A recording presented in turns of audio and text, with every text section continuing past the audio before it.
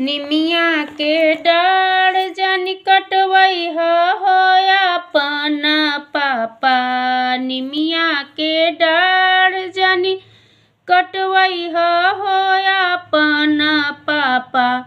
बेटी चिड़ैया के समान ए पापा।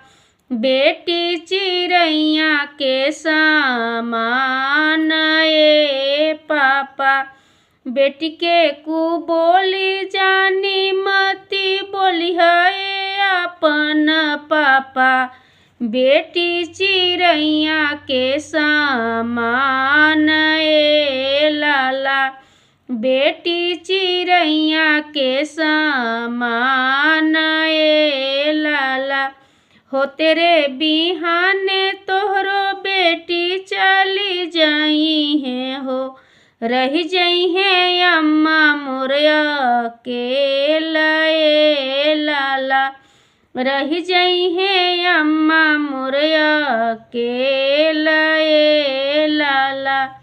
केकरा के रोवते में भिंजलाया चरवा हो।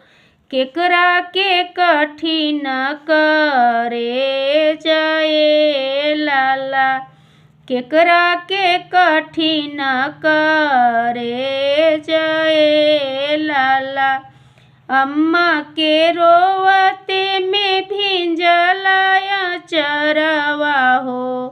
पापा के कठिन करे जाए लाला। पापा के कठिन करे जाए लाला। बेटी के बोली जानी मती बोली है अपन भैया। बेटी चिड़ैया के समान ए लाला। बेटी चिड़ैया के समान ए लाला। हो तेरे सबेरे चिड़ैया उड़ी जाई है हो। रही जई है अम्मा मोरया के लाए लाला।